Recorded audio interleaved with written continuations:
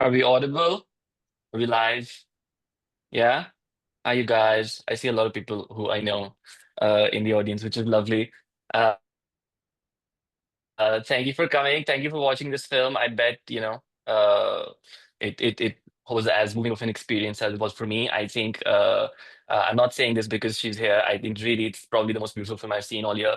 So I'm just very happy that it had a screening in Karachi, the first one, hopefully, not the last one. And thank you, Payal, and thank you, Ranabir, for being here. Ranabir is the DP. Payal, of course, is the writer director of this film. So I guess we should just welcome them with a little round of applause. Thank you so much for having us and seeing our movie and having us do the Q&A. It's super nice to share this film with you all. I have a very long, old connection with Karachi. My mother was born there, and it's always, I don't know, a place that I hope that one day I can visit.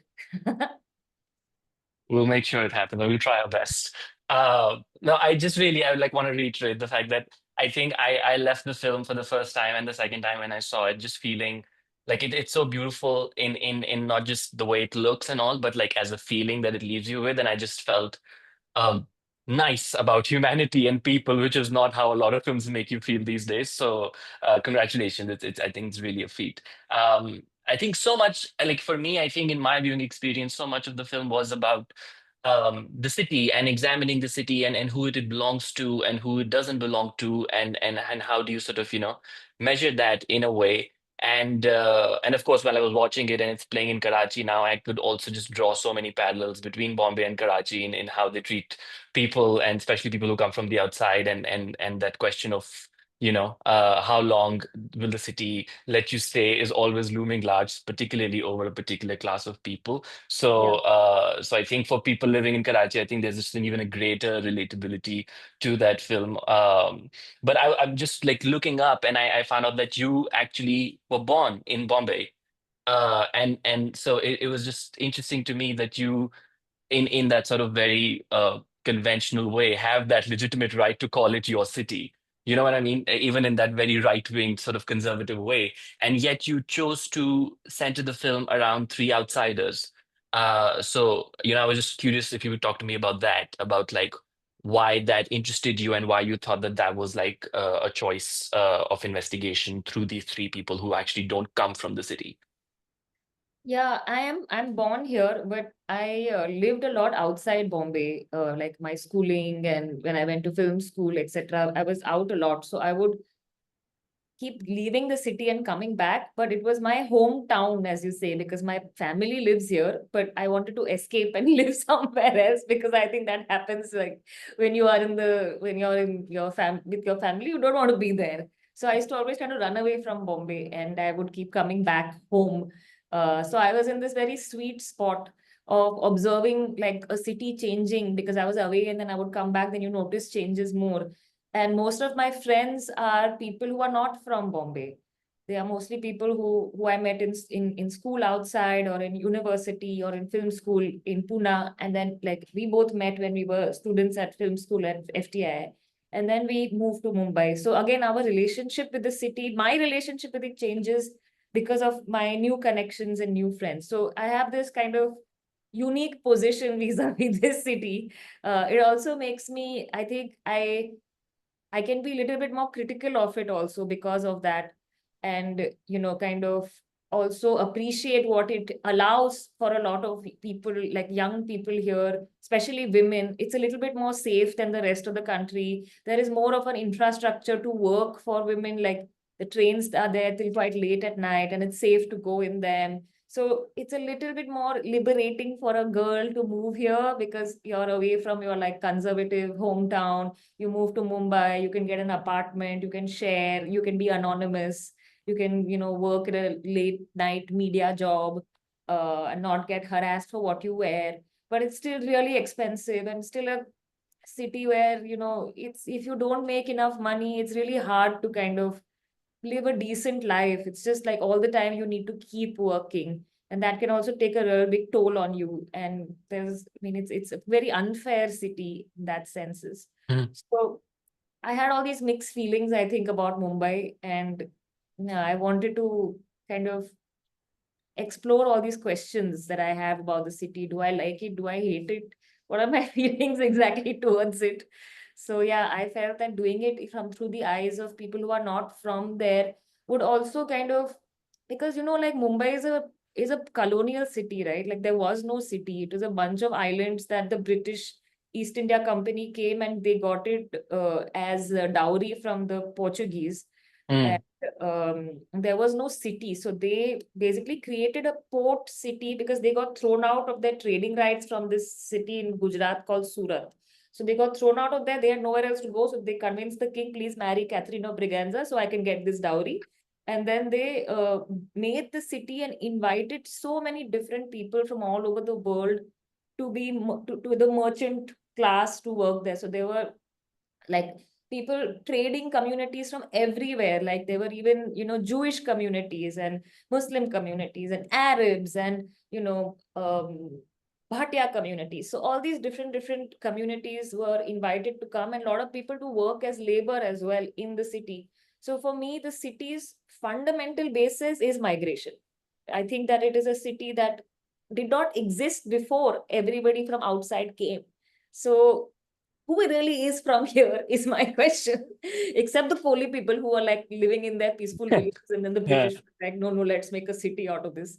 So yeah, so I think that if the fundamental premise of a city is that it's made from people who are coming from outside, I felt that they should be the heroes of the story. Lovely. Ranabir, is Bombay your hometown as well? No, I've lived here now for the last maybe 6 years or so, but I'm not from Mumbai. I'm from Calcutta. Oh, oh, lovely. And how was that for you in terms of sort of approaching? Because I think something so striking about the way you guys have shot the film is how, like, as much as the film is deep down about how brutal a city can get to people sometimes, but yet there's such a romantic approach to the way you shoot it, but it's still not romanticized. And I don't know how, if I'm explaining it correctly, but it's not glorified, or it's not sort of, you haven't sort of whitewashed the city in a way, but there's still sort of a very beautiful, empathetic, and sort of fascinating way that you have in the way that you approach it. So if you could talk a little bit about just that conversation about, like, how did the visual style and what it's going to look like come through. um Uh, The formulating the visual style, I think, took a long time, and we just shot the city a lot over a period of time, and slowly arrived at the final look. But we also wanted to shoot uh, like when if I'm out in the city, I'm walking around in the trains or wherever. I actually really like the city. Like there is something which. Uh, you always feel like there is something to capture. There is something, there's an energy in the air. And we wanted to shoot it like what happens is a lot of films are actually shot in Bombay and the mm, Bollywood is here, but because it's such an expensive city to shoot in, and of course they're shooting with stars, and it becomes very difficult for them to actually shoot in the city. They shoot in sets, they shoot in like spaces which are meant for shooting. We decided that that's something that we would definitely not do. We would, eh, however, we would manage it without permission with smaller cameras. We would shoot the city as it is, and I think that it's a very easy city to shoot in that sense that there's mm. you put a camera anywhere and it'll be interesting. So And I bet nobody looks in the camera because they're so used to it. Like, they're not fascinated. I bet if people of, like, Bombay are not fascinated with, like, oh, a film shoot is going on and stuff. and No, Like but in they think Lahore, that, if you put a camera, it's crazy. But in yeah. Karachi, I think people really don't give a shit because they know they kind of see shoots happening a lot more. So I think they're way chiller. But in Lahore, everybody will look in the camera if you put a camera somewhere on the street. Here Uh, you'll be like, oh, Akshay Kumar hai kya? And then they, they'll want to see. Then you'll be like, no. Then why are you then they lose looking? interest. Then they lose interest. Yeah. What was the first thing that Payal, that came to you? Like, when did you start sort of working on the film? And what was the first thing? Like, was it an image? Was it like you wanted to make a film about the city? Was that like a general idea? Was it like female friendships? Like, what was the first Yeah, it churn? was like when we were in film school, and we were just talking about this recently, like we would do film practicals. So we would have to write like And sometimes the direction department and the cinematography department would unite to do one practical, which was a rare moment because most days we were fighting. So I had written one story at that time, which was about two roommates who live together but hardly meet because they have two different time shifts, and they're two girls living in Mumbai. So it was just a short story I'd written, and I thought that maybe I will do it for my what we call diploma film. I guess you all will call it Yeah. thesis film. I wanted to do it for that, like, because I think I lived in hostels my whole life. I was always interested in this wild card of you'll get a roommate. You never met the person in your life, but you got to spend the whole year with them. And it could be an amazing friendship or a really terrible year, but either way, you learn something. So I feel like I grew a lot as a person, having these different experiences, having different roommates every year, whether it was in FTI, whether it was, in my school. So I've always had roommates. So I wanted to make a film about two roommates who are very different from each other with how they see themselves and how they, in their age also, and how they kind of look at their morality and the moral baggage that each of them hold, and what kind of growth could that friction lead to. But then I sort of decided to place it in a hospital because I was spending a lot of time in a hospital due to some family situation. And I got very, very interested in the different nurses who come to a hospital to work, because I think the nursing profession, I mean, the hospital also becomes like a microcosm of the whole country, right? We get so many people from everywhere, and it's a place where a lot of women do work. So it was easy for me to say, okay, let's place it in a hospital. But then that was when I went down this road of research and thinking about the hospital and finding all the old stories of placenta and whatnot.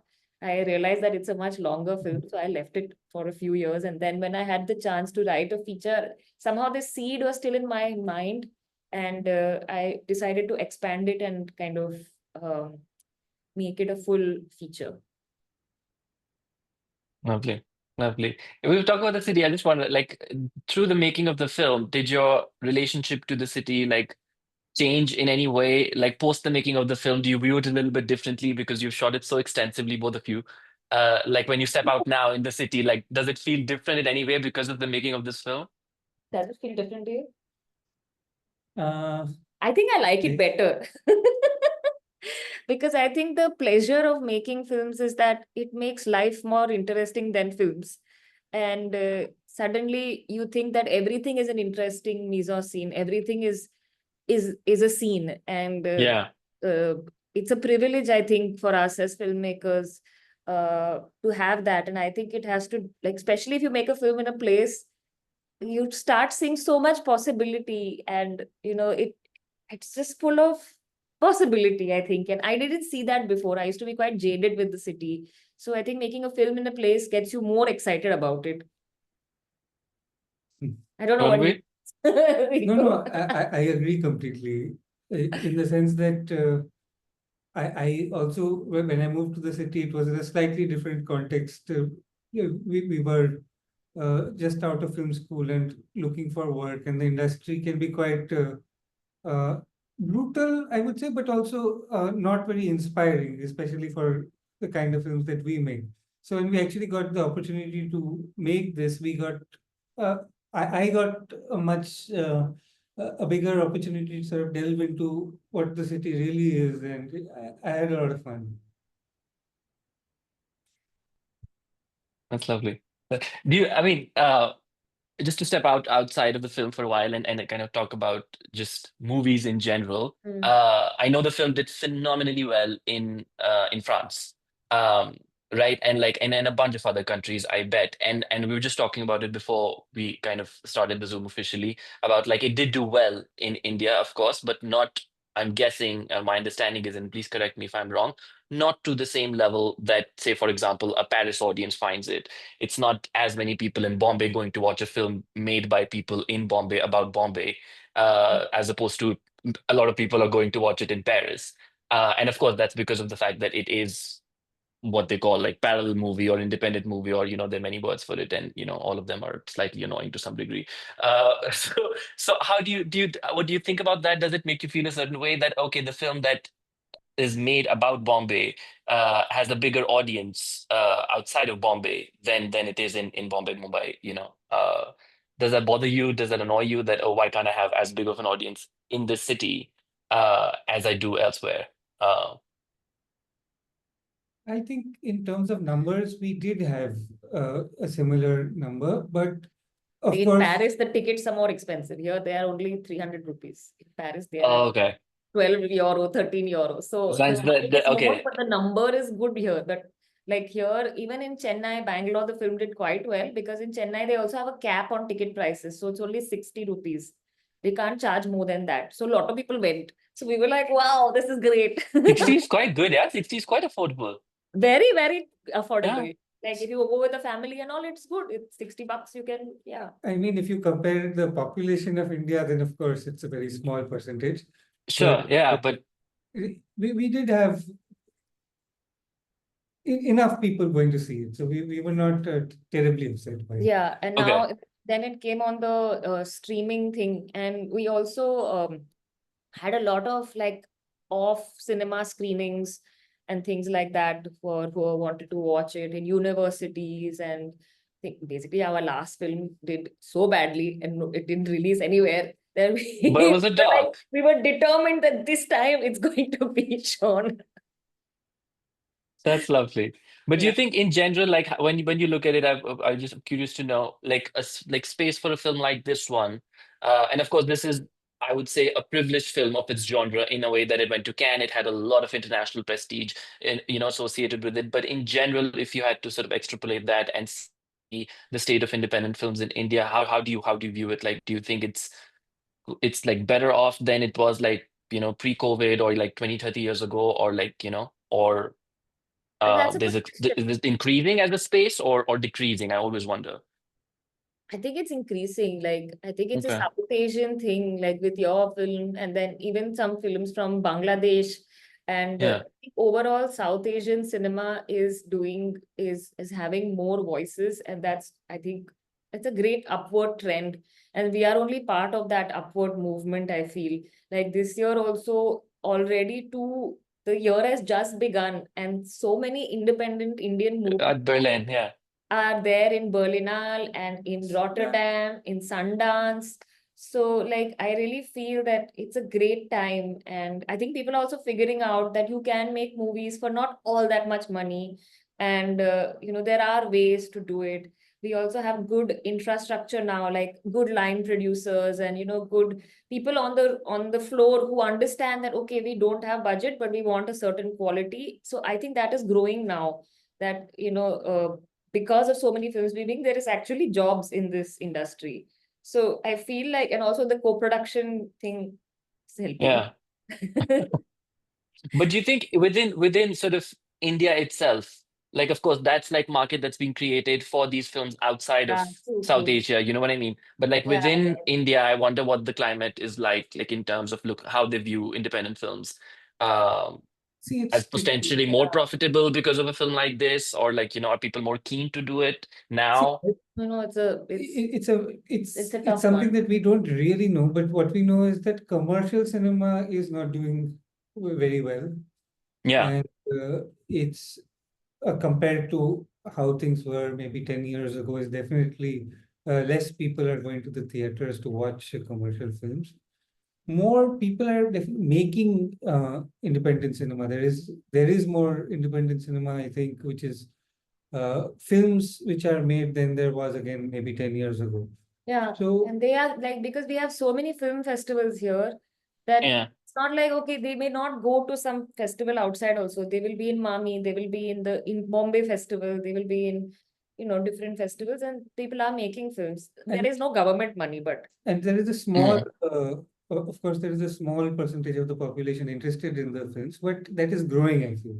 yeah, And like Okay. for example, Wim Wenders is here to do like a tour of India, and the lines outside the cinema, it's so wonderful to see. Like people are queuing up for like huge line That's watch great. Wim Wender retrospective. It's so cool. It's So very cool. I think like because of the internet and because people getting access to movie and even other like streaming platforms having, you know, different cinema, young people, especially the like young 20-year-olds, I think are the new generation. More, yeah. Really, uh, they really know what's More going in on. tune. Yeah. Yeah, they watch a lot. It's good. Sorry. My leg up. No, no, mine is also up. It's fine. But it's all visible though.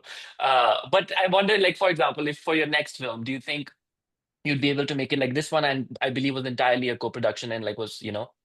money came from the outside. But do you think for the next one, because of all that this film has achieved, and even your previous film, now you have two, one a doc and one like a narrative feature, do you think it would be easier for you guys to uh do you think, I mean, just in terms of interest, like when people call you, like the big shots, so I'm sure they did, like send you messages, they did like great job, but do you think again the next time on your own? Or is there an interest in being like, oh, we'd like to work with you, because we see what you do and we like it.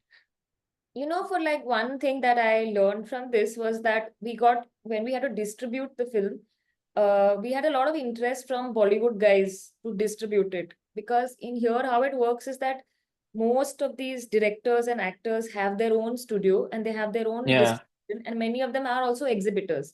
So it's a really messed up system in the way that like it's very hard if you're independent to get your foot in it.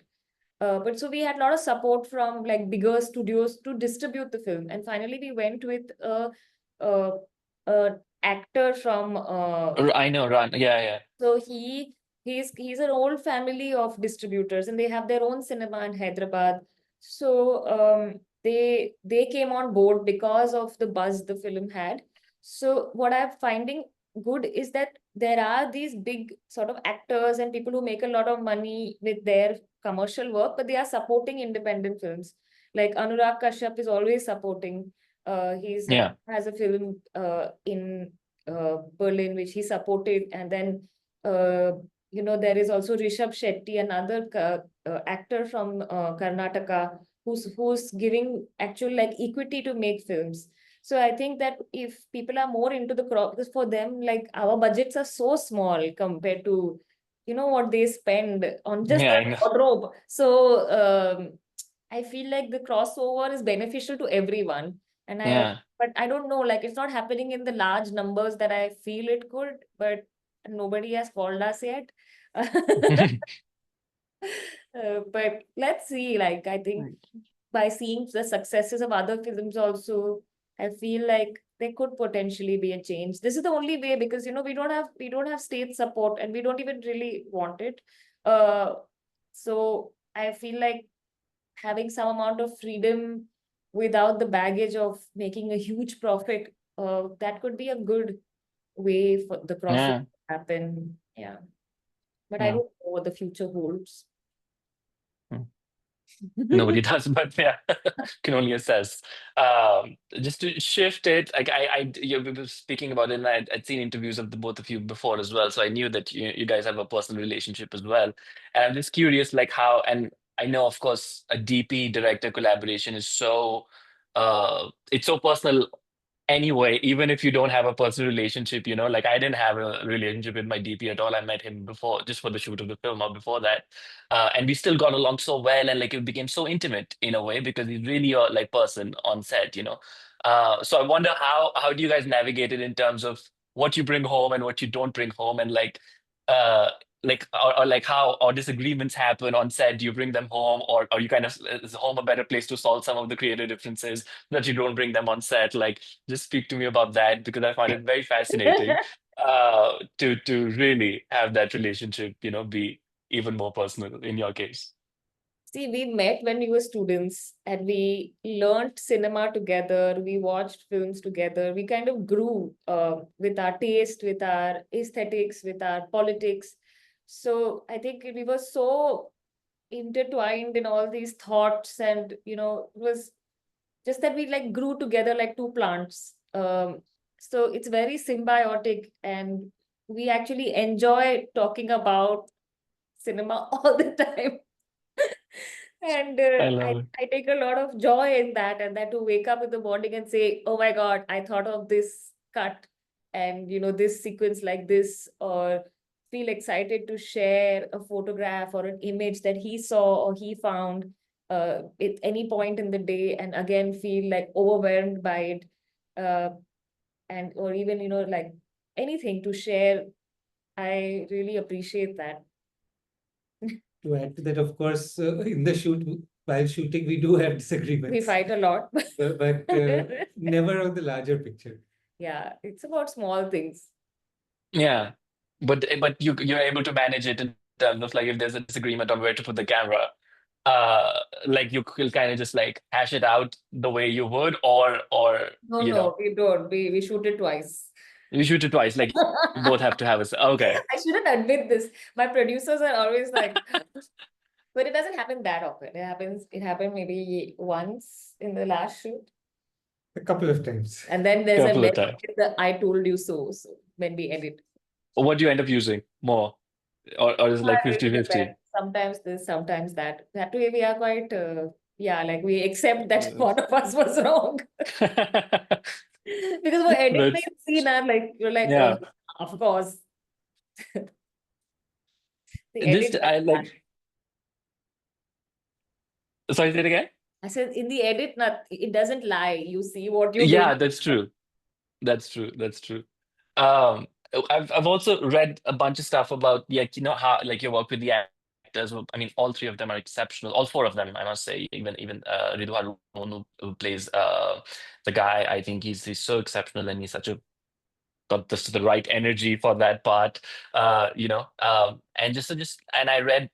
And I think it was Kani's interview where she's talking about like how meticulous and uh, detailed you are in terms of being like, okay, do this from that take and do this from this take, and in terms of like expressions or gestures and stuff. And of course there was like a very extensive workshop process before that. And I was wondering how, if I saw the film, and I did see the film before seeing any of the interviews and stuff, and I couldn't tell, which is wonderful. But how do you draw that balance of not making it look mechanical? Because after a while it can lose some of that rawness or naturalness that you would want from or that spontaneity. So where do you draw that line, or how do you kind of assess on set that, okay, now it's getting a little uh you know put together instead of having a flow to it also. Actually, I got lucky because the actors were so good. They are all really sort of process-driven people, who really respect the process. They give it a lot of time. They really take their work very seriously. It's not like they just come and do the job and leave. Everybody is so involved in what we're doing, whether it's the costume, the makeup, everything. Like it's they were really like 150% there. So I think that all of us, because of the rehearsals, had become so in sync that if there was a false note, we all felt it. And we would be like, no, we need to do it again. Or at least two of us would agree sometimes, or me and Kani would have that, or Kani and Riku might have that, where there is something about, because all of us were living together for like a month and Mhm. doing the rehearsals. Riku would shoot them. We would eat together, cook together, in the evening, play games together. So we had become very like a large, amorphous body. Like an Uh, organism. and we kind of kept each other, checked each other all the time, which is why if there was an actor who hadn't rehearsed with us, always felt a bit out of place, because they would come and they realize that there is a kind of an energy between all of us, and they hadn't done that much rehearsals, were always a bit, and then they had to take us some time to get into it. But And to add to that, I also feel that all four of them, I think, benefited from, means we, of course, also benefited, like all of us benefited from these workshops, but all four of them had very different processes. yeah, And they're very different kind of actors. So, like, for example, Kani is a very technically strong actor, while others use that workshop time to find the character. And so everyone had, and that's something that I think Payal also understood in that workshop process. So it becomes much easier to direct somebody after that. Yeah, we also like we had a friend of ours who's an actor come and do like 3 days of workshops where we didn't do the scenes, but we just played like different theater games and all of us participated. So I think all that really made us all very, where it wasn't so much that there is like a top-down approach to the set, but everybody is thinking of it as if it's our theater production and it matters to all of us. And I think I learned a lot from the actors also. And despite the fact that, of course, you're like kind of so detail oriented in how you construct a scene, were there any sort of things that just happened on set, like that Yeah. magic moment, you're like, oh, So this that wasn't always planned? happens. I mean, the set is so crazy. I just try my best to control that craziness, but it never does. That cat has to act, the train has to come, the rain has to come. Yeah. So, I mean, all that is always left to chance. So you have to be like thinking about things, but at least to have a clear plan and to to have in my head what I wanted from the scene. That was pretty clear. And then we were all trying to achieve that. Lovely. It's also, I mean, your previous film was as well, and so is this one, like a very political film.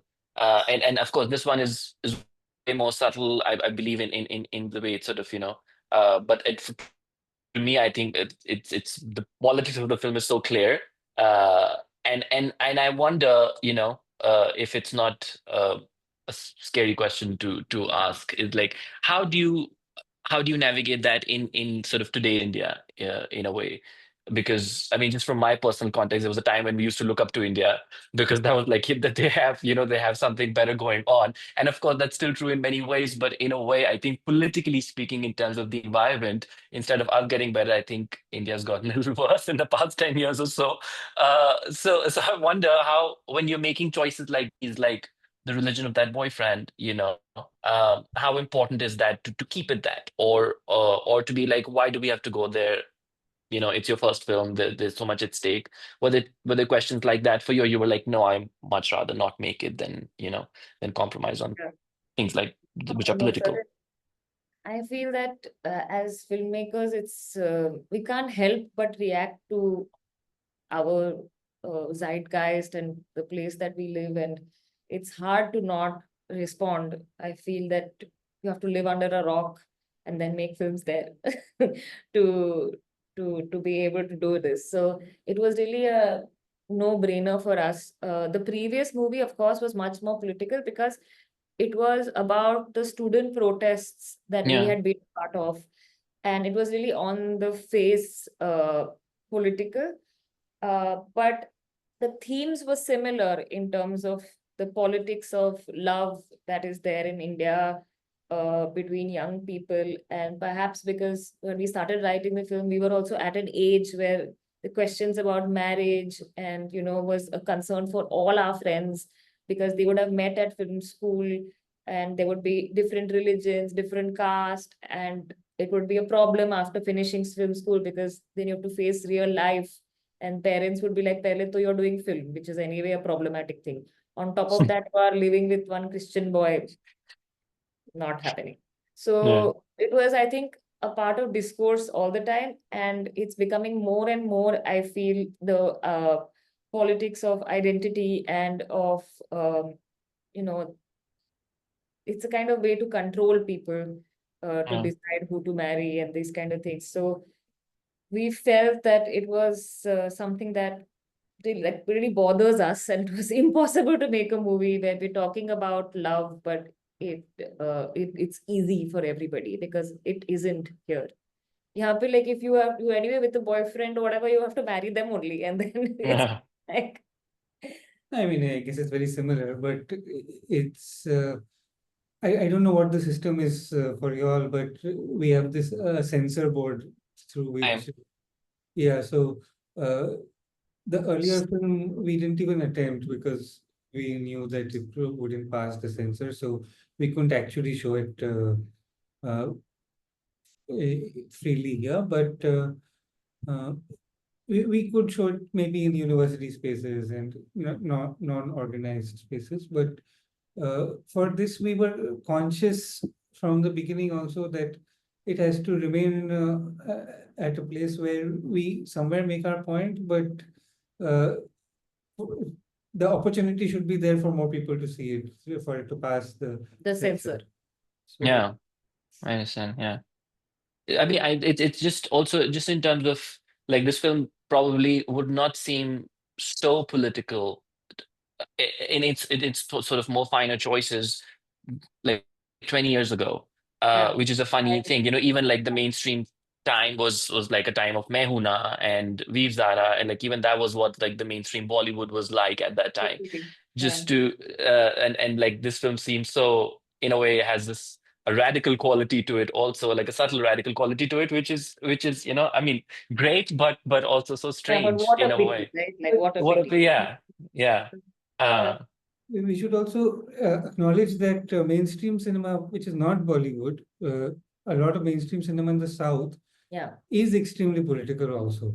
Yeah, that's true. There is, and that also reaches Tamil cinema, many Malayalam yeah. is much more polemical, much more taking a stance against certain positions. And so it's only Bollywood that has become very uh, shy.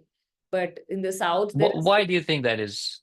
Like, uh, is it, I always wonder, is like, is it because, is it complacency of like, oh, we just don't want to go there because it's a little bit of trouble, or is it like a genuine fear, or is it just complicity because this is more profitable, and like these are the times, and we just go where the wind is blowing. Because I, Bollywood used to have a very, very liberal secular thing at its core. You know what I mean? Like that's what we grew up in when we were kids. So yeah, it's strange to see that sort of, system also fall prey to just politics. They could have been on the side, but I just wonder how you view it. to some extent, I personally feel that it's a few families that have controlled Bollywood over many generations now. So by the time that it's reached the generations that now are in power Mm, with the industry, they're so far removed from any kind of reality reality. or any kind of uh, social experience of most people in the country that it I, that the films being made don't make any sense to them.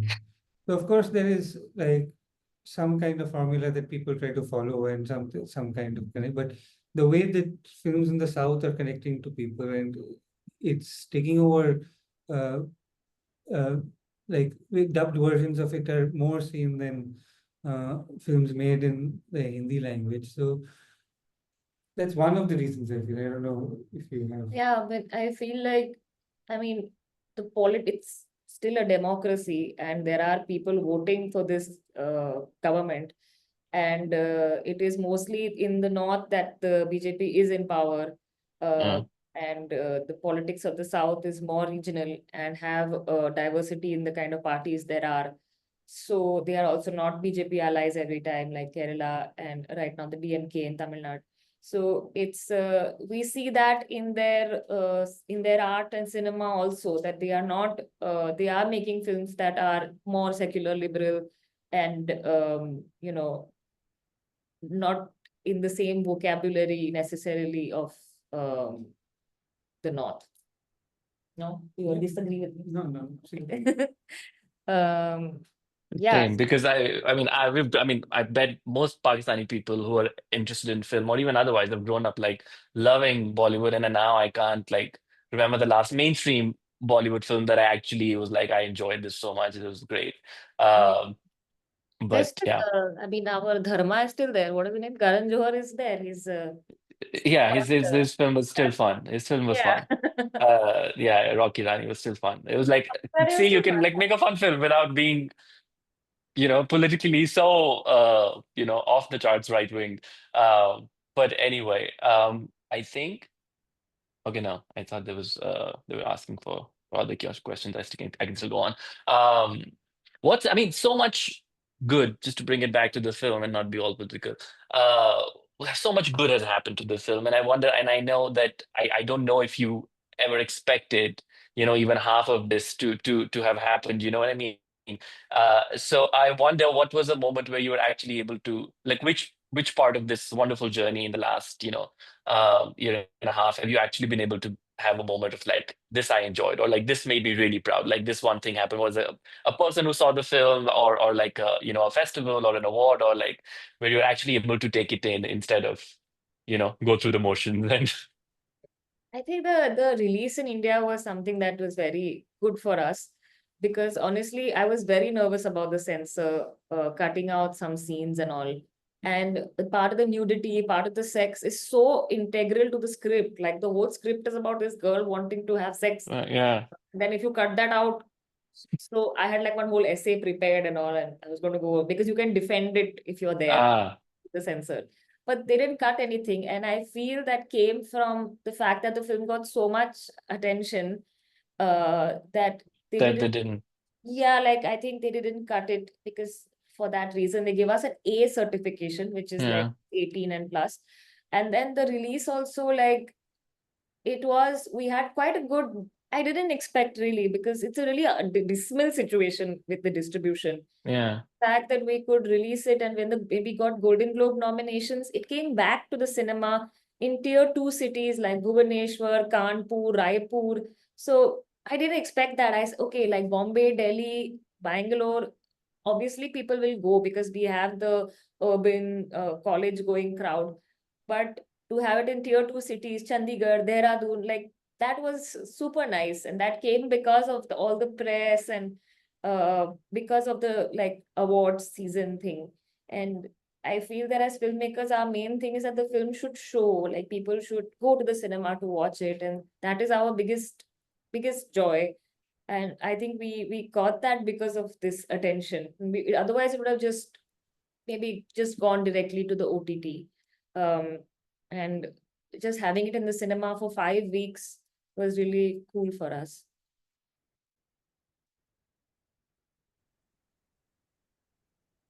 Yeah. Sorry, you guys were frozen for a second. Ranbir, for you? Sorry. For you? For you? Uh, Like what was that like one of the, like the truly uh, joyous moment of like the one that you think back and like it kind of makes you happy today? That I'm glad that happened. There's so many. Like for me, it's a little bit. Payal's always uh, in the foreground, so Oh, she's yeah. there's more pressure on her, more eyes on her, and so she has to be more prepared, I think. But so for me, I have a more privilege. You can actually take it in. I Yeah, think we take it a little bit more. So there's too many actually, almost all of them. So. That's true. We were very pleasantly surprised. We didn't expect all this. We were just so happy to have been able to make the film at all because it took us I know. to find the finance, to do the prep. And there were so many ups and downs, and you're making films the way we do. You just feel like, array, it won't happen only. It's just, why am I doing this for 3, 4, 5 years? And then the fact that you get to make it, the fact that you get to shoot. We have so many friends and colleagues who've been working on their projects for so many years that, we all feel like, oh, we got to make it. We got to make the film. Like that in itself is I know. such a thrill. Like and it's a privilege. Like it's not like produced in the way that we produce movies. It's not easy to make it at all. Yeah. No, I know. I know what you mean. Uh, I have one last question. I mean, I have many, but like just to before we kind of go to the audience questions. What's your favorite scene? What's the scene that you watch and you're like, good job? I don't feel anything is good. Like, I cringe at like you everything. don't Like, cringe. oh That's what I my think. This is God, this what's the one that movie. you don't cringe in? I do like the scenes of Anu and Shiaz, like the scenes at Muhammad Ali Road, like when they go to eat kebabs and then the pictures of those boys come Yeah, or talking about. And whenever they are on screen, I'm always happy because I like this. Like we shot this in a very relaxed way. Um, like we shot the Muhammad Ali Road sequence, the traveling, etc. We shot it with like a very small camera, so it was a very small crew. It was just Ranabir, myself, the actors, and maybe one line producer and Robin, who is our dialogue writer. It was just us. So there was no unit. We were shooting like we were shooting a documentary. Sound? No sound? Sound It in was the not. pocket. Oh, So the sound guy couldn't come because he was our only crew who was French. Everybody else were our mostly people. Everybody was from here, except for the yeah. one unit member was French, who was Ben from the sync sound guy, who was crying the whole time because he was like, "What is this city? It's so noisy. You can't do sync sound. Like it's crazy." And I'm like, "Yeah, I want to shoot on the skywalk. I want to shoot on the station." And But he did it. We he did used a everything. he did a really good job, but we couldn't have any sound because it comes with those big equipment with Um, those wings that yeah. that. So I was like, no, I want to shoot like the street as it is. And I think that that was really fun because that whole sequence, although we had a plan, it was mostly made in the edit, and it gave me back that feeling of doing nonfiction that I really enjoyed doing with our previous movie. So I felt very light and free. And I think while watching those scenes also, I remember the delight of shooting it, stopping in the middle and eating kebab, and then shooting again. And it was fun. Ranabir, for you, what's the scene that you It's respond to? difficult to choose like that. I liked I like, for example, the scenes of Prabha and Dr. Manoj That's true, you do. on this when they're walking on the skywalk, and then when she comes back home and Anu and Prabha are together. I like the likeness of those scenes. Lovely. One more question about the sort of the penultimate scene with Prabha and the guy that she saves and that sort of very wonderful, beautiful moment that they have in that room. Um, but of course, it kind of goes into a territory that the film hasn't been in before. Were you skeptical? Was it something that you like? It came to you from the beginning of writing the script from the first draft, or did it evolve in a certain way, or did you doubt it that oh, am I going to go there right in the last 20 minutes of the film? Uh, It was actually the first scene I wrote. So it was the two scenes, the one where the old woman is telling about Jairam's husband, that old woman in the beginning who yeah, yeah, that scene and this scene were kind of like two dots that I had to connect somehow, where the visits from this dead husband is annoying her, and this woman has a fantasy about this husband. And I had to somehow find a story to connect these 2 points with the roommates in the middle.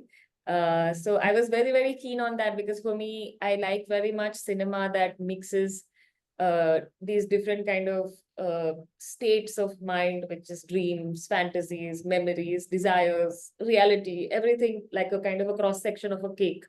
And I really enjoy using all the tools that we have in script writing to try. yeah. But the the challenge was the execution because on paper you can write it that then he became her husband, but how do you execute it? So we did struggle a lot. We did a lot of scene trials. We shot it by ourselves, and we really thought about the sound, how we want to deal with it. But yeah, at, I think because the scene was there from the very beginning, it was really about the how to make it work, then will it work? Because we just had to make it work. So yeah, we just worked at it and hoped that what we see in it will come across on the screen. Lovely.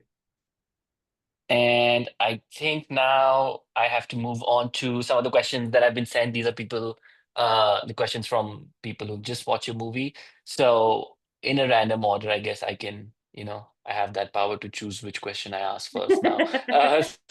What inspired the name of the movie? Uh, Uh, the name of the movie, actually, it is I was thinking a lot about like the light being a sense of possibility, and for somebody like Prabha, who's so much in the morality of her being, like she's so stuck with that, she can't really see another way. And I think that's true a lot for a lot of us, where we are told very much that this is the way and we have to accept that this is the way. So we don't really think that there is another possibility. So I was looking for a title which had to do with like imagining another way, and this was a title that I liked. All we imagine as light, and the Malayalam title is actually Prabhayai Ninachadallam. And Prabha is the name of the character, but it also means light in Malayalam. Mm.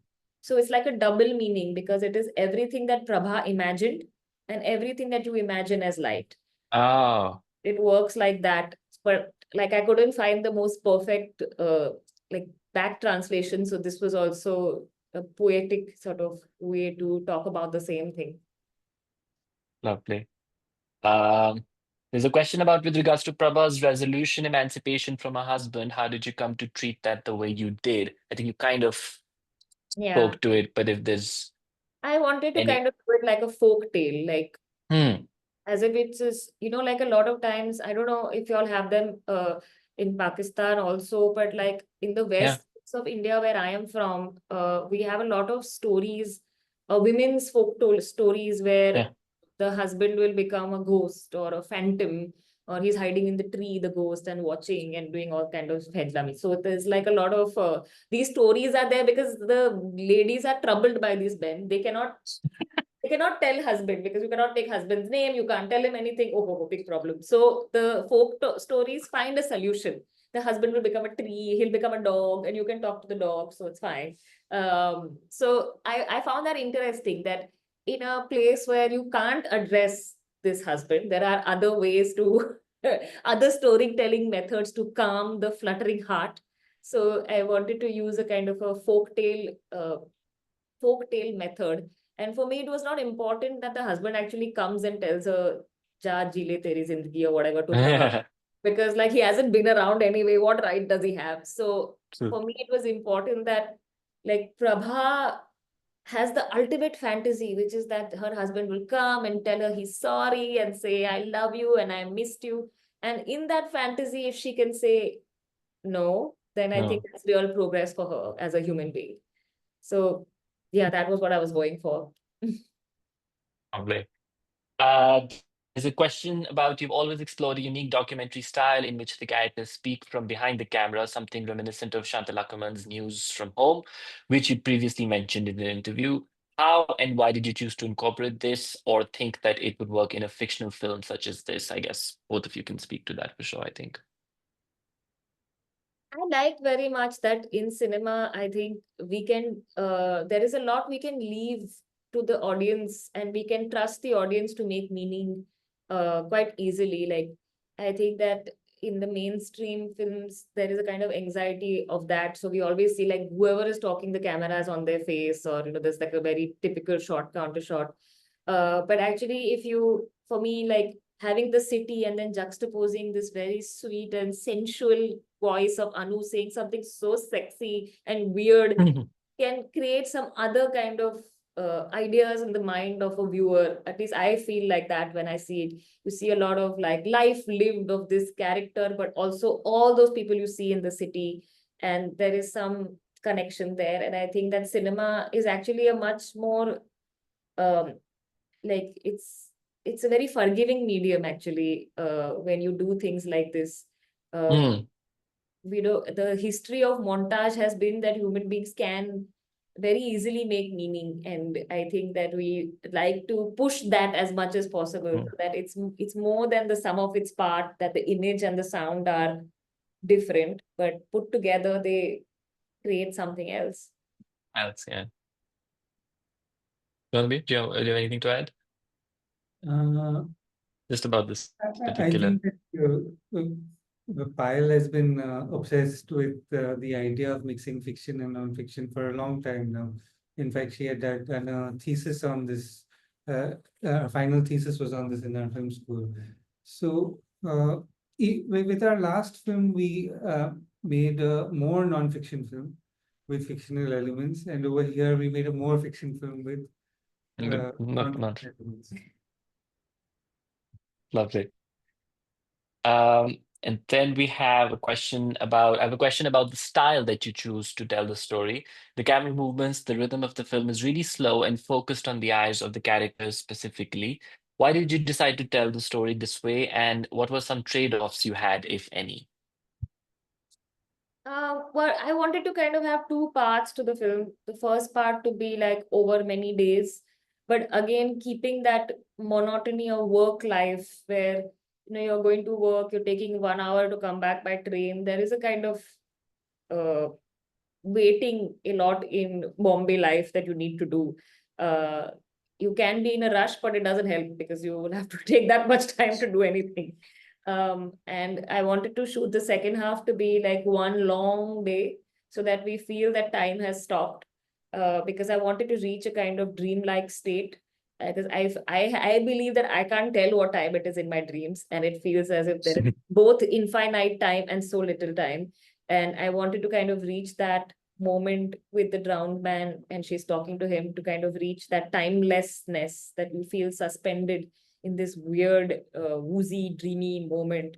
And so, yeah, I was trying to play a lot with temporality because cinema is one medium where we can uh, do that. And it's also something that I like to have fun with and see if it works. Again, it's easy to write on paper that the second half goes on for just one day, but to Yeah. actually slow down time is tricky, and Tough. you're always kind of anxious as to how it's going to work, it's not going to work, and you try your best to see where it goes. Yeah.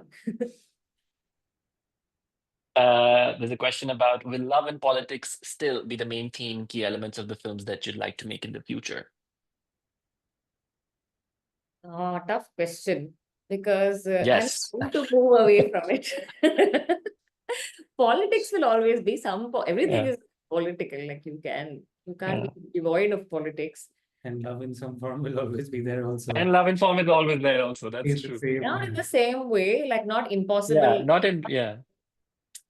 I think I've grown up now a bit, so there are other life issues to be concerned with. And then the last question, I think, is what were the cinematic inspirations behind this film? Are there any South Asian picks in particular that informed your sensibilities? Um, were there any South Asian?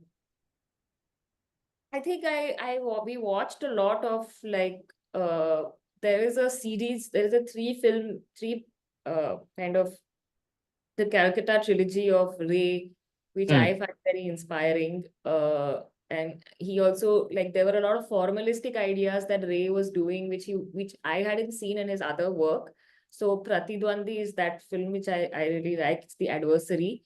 And he uses both like kind of a documentary feeling sometimes. The camera has this lightness whenever it's in the city.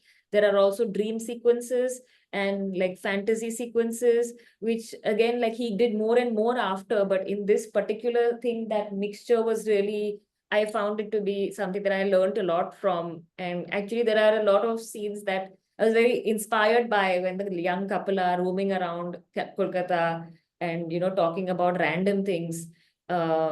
It's a very well scene constructed film with a city as the mise scene. So I love this film so much.